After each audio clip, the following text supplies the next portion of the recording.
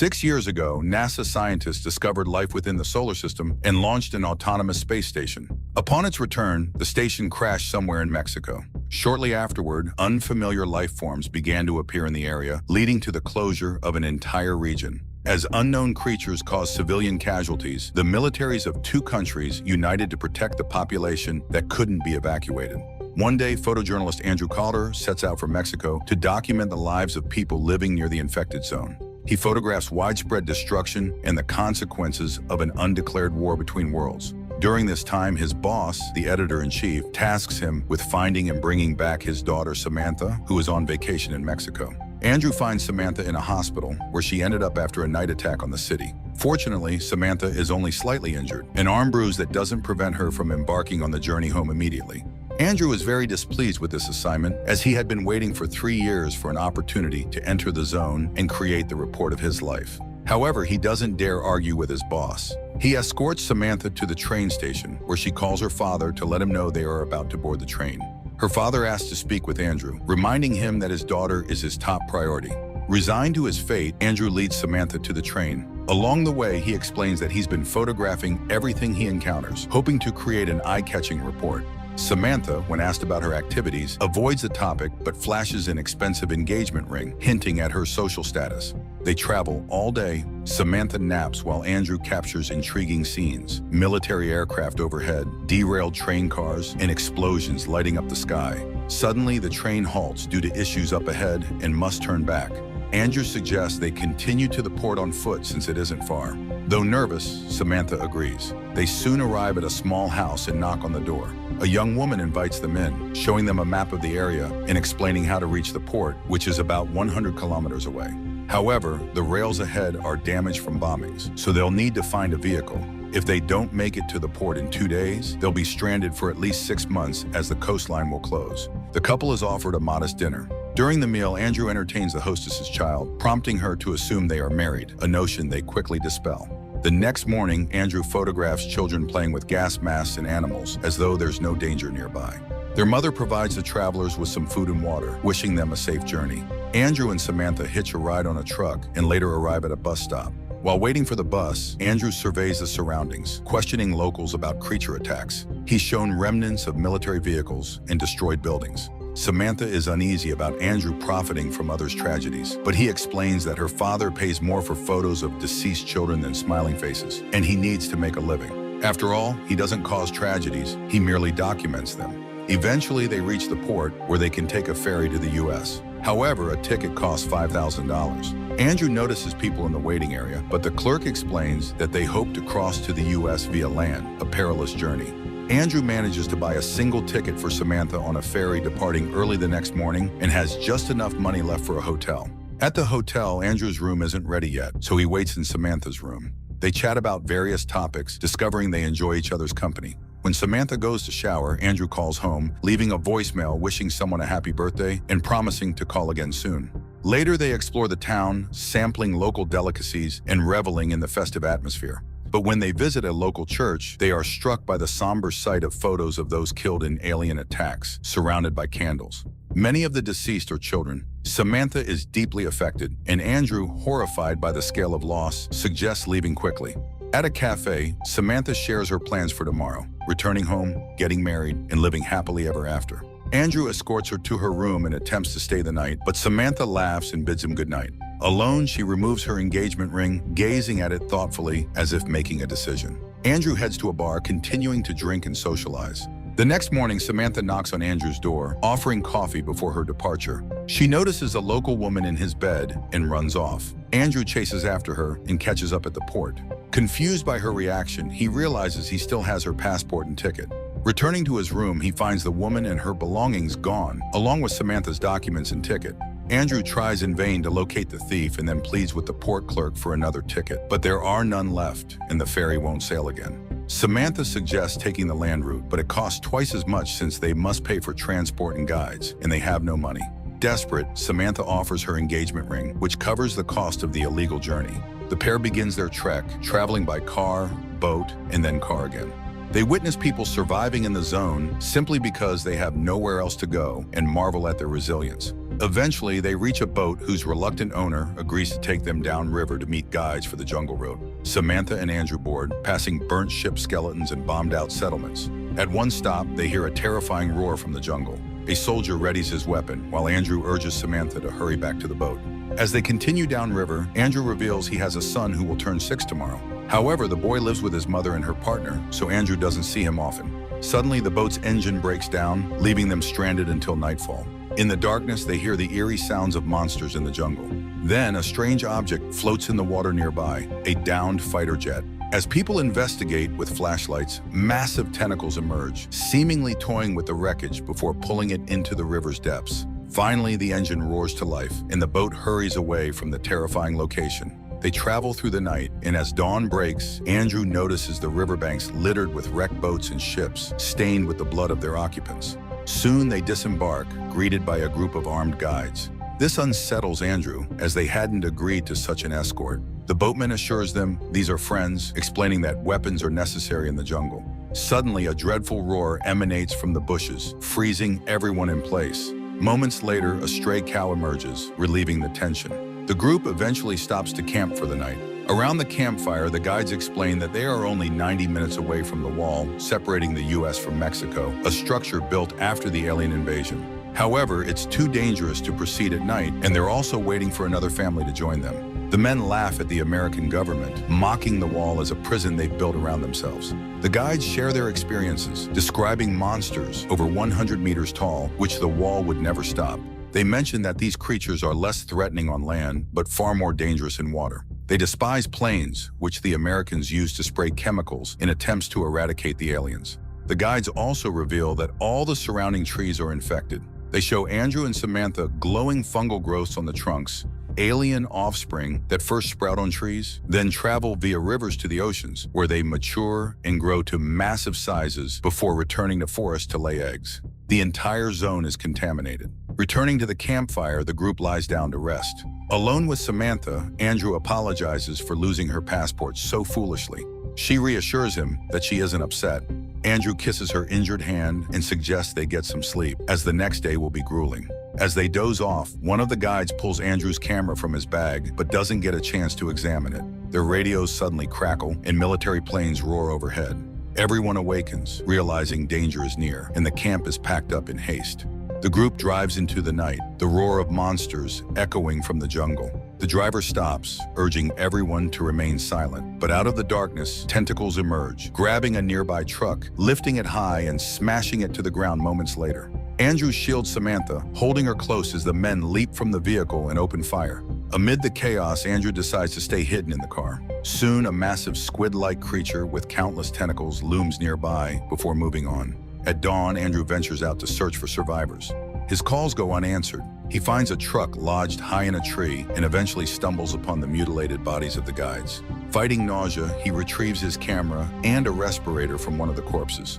Samantha, stepping out of the vehicle, follows Andrew and finds him near a truck with the deceased family. Among the dead is a little girl. Andrew instinctively reaches for his camera but stops, placing a few flowers on the girl's body and covering her with his jacket. Taking another respirator from a male victim, Andrew leads Samantha away, heading in the direction the guide had indicated the previous night. The pair travels most of the day. As dusk approaches, Samantha steps aside for a moment and stumbles upon an ancient, overgrown Mayan pyramid in the jungle.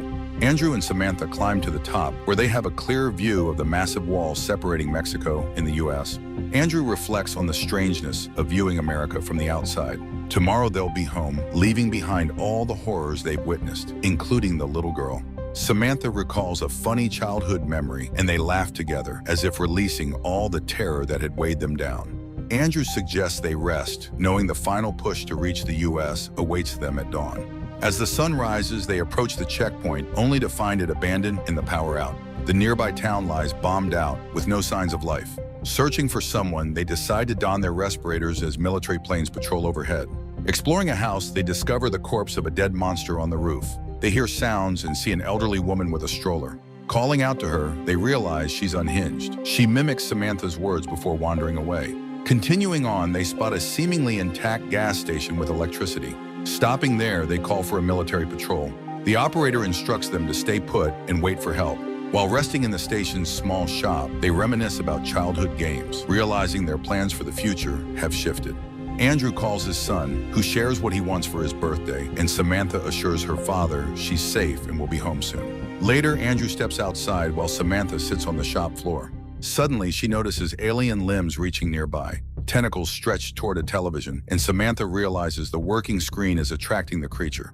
She quickly switches it off, and the tentacles retreat. Horrified, they watch as massive creatures appear from the darkness, their tentacles entwining as they emit sounds. Mesmerized, Andrew and Samantha witness their mating ritual, awed by the colorful displays on their bodies and limbs.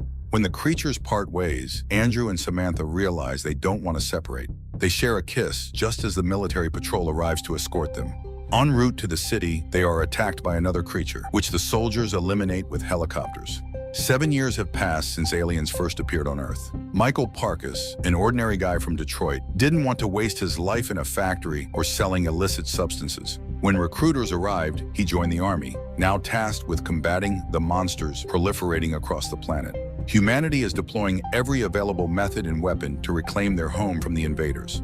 While airstrikes are highly effective, they also kill civilians in infected zones. As a result, insurgent groups have risen, seeing the American military as a greater threat than the aliens themselves. Confronted with unexpected resistance, the army is forced to neutralize these zealous opponents who hinder efforts to send the monsters back to hell. Sergeant Frater was one of those soldiers who excelled at this kind of work. He followed orders without hesitation, eliminating rebel leaders while operating undercover deep within infected zones. On one such mission, after neutralizing a field commander, Frater successfully escapes the scene in a Middle Eastern city and returns to a U.S. Army base, where he prepares for his next assignment.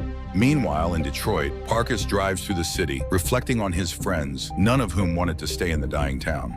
Instead, they all chose to enlist in the Army. Parkas stops at the house of his friend Frankie, who has a family. In their childhood, it was in this house that Parkas would hide after running away from yet another foster home. Now they must hurry to the recruitment office to get the best fight of their lives. Before that, they pick up their third friend, Williams, who is at the hospital witnessing the birth of his son. Overjoyed, Williams invites Parkas to hold the newborn. Williams' wife expresses her hopes for a world without cruelty surrounding her child. The fourth member of their group, Carl Inkelar, joined them during training camp. Williams' wife bids the men farewell, urging them to come back alive and well.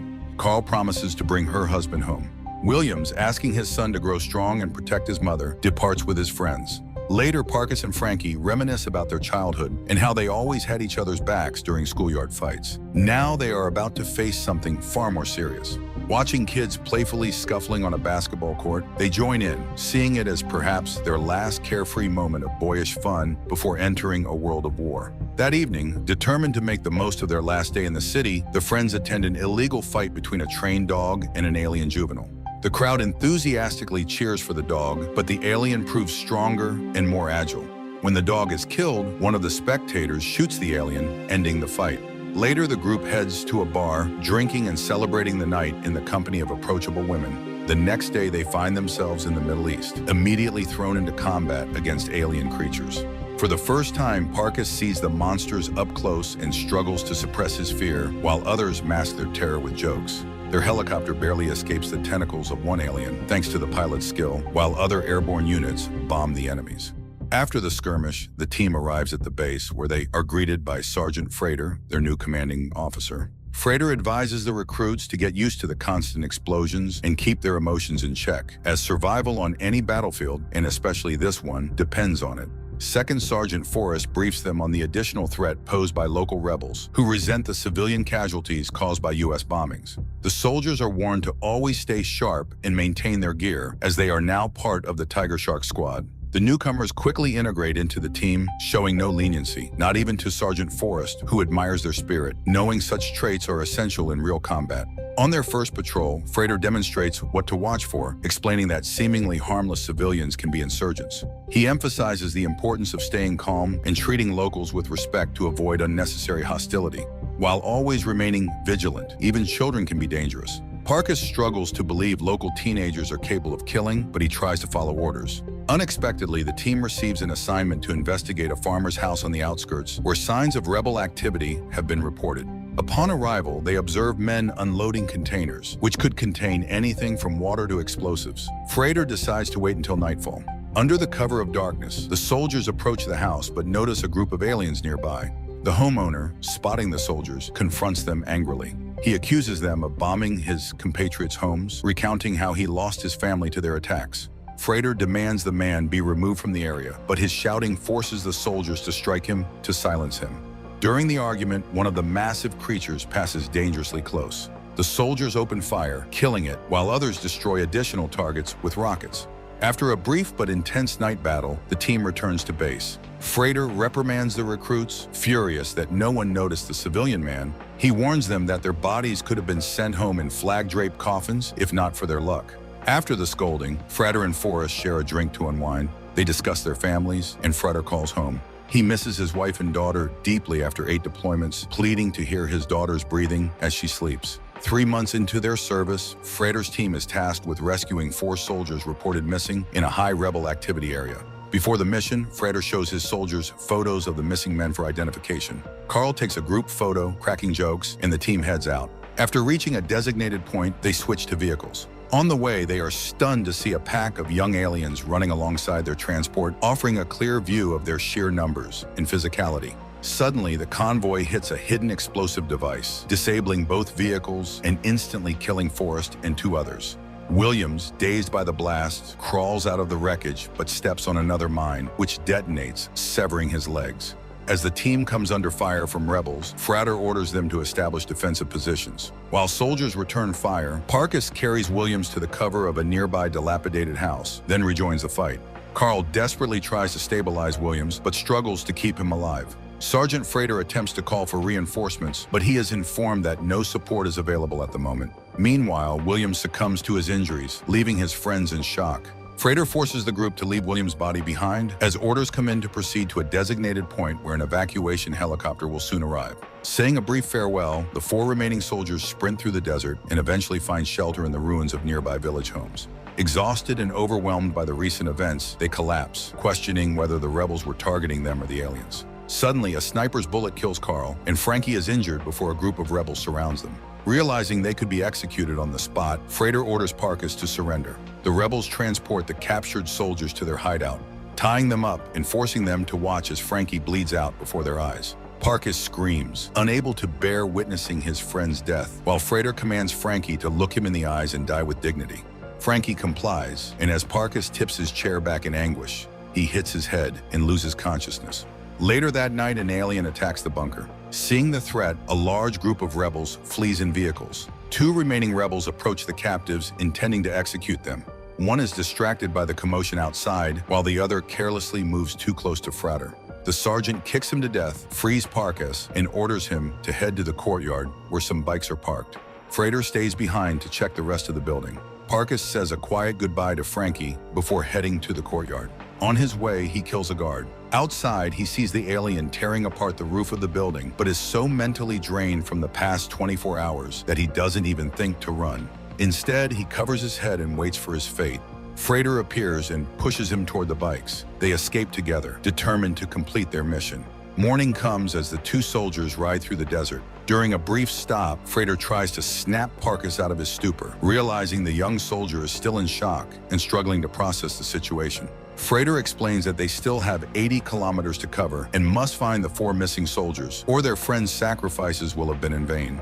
When their fuel runs out, they continue on foot, heading east. That night, they take refuge in a bombed-out house. Frater questions Parkus about his family, but Parkus admits he doesn't know much about his biological father. Frater shares his own story, revealing that every time he returns from deployment, he takes the bus home and waits for his wife and daughter to open the door.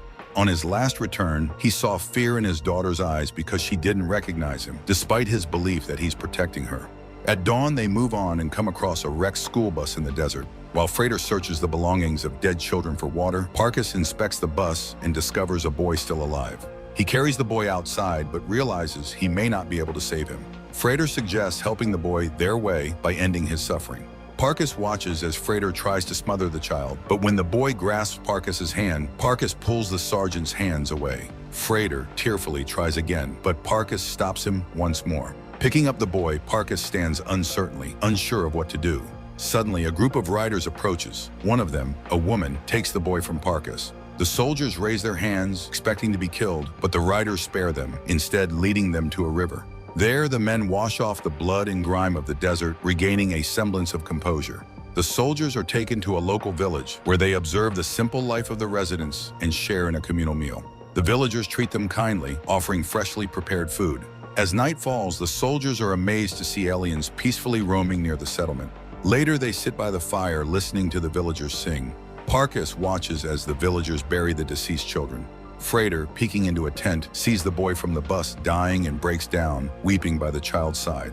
For the first time, he questions his purpose on Earth and laments abandoning his faith in God. Meanwhile, Parkus follows a funeral procession and catches up with the boy's mother. She fearlessly approaches a hill where the corpse of a dead alien lies. Another living alien appears, seemingly trying to awaken its fallen companion. When it realizes the effort is futile, it releases a swarm of glowing spores from the deceased. The spores drift to the ground, burrow into the soil, and immediately begin to sprout new alien life. Parkus and the woman sit silently in the darkness, watching the hauntingly beautiful spectacle unfold. In the morning, Parkus wakes up to the woman gently stroking his head, as if silently thanking him for his actions. Later, he returns to the village, where Freder greets him with a punch to the face, accusing him of forgetting their mission. Dragging Parkus to the tent where the boy's body lies, Freder sternly reminds him that sentimentality has no place in their duty. The men set out for a nearby settlement. Along the way, they encounter a boy carrying a tin can, inside of which he is hiding a small alien. Parkus is baffled by this, but the boy releases the creature, which scurries off into the sand, reminding them that it, too, is just a child.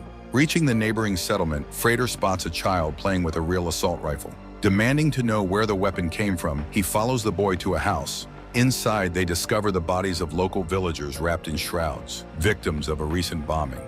Among them are the remains of the 4 American soldiers they had been searching for. Realizing his mission has failed, Freder storms into the room where the surviving residents are gathered. He furiously demands to know who killed his men, shouting that he has no business being on this cursed land when he should be at home with his wife and daughter. Losing control, he brandishes his weapon, threatening the villagers. When they fail to understand his words, Frater, consumed by rage, shoots one of the men. The others cower, trapped with nowhere to hide in the cramped room.